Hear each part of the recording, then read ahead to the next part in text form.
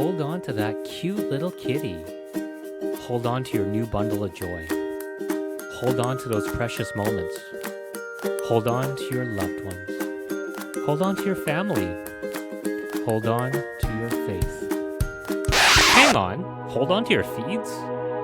Hold on. Hold on. Hang on. There's a way, Toronto.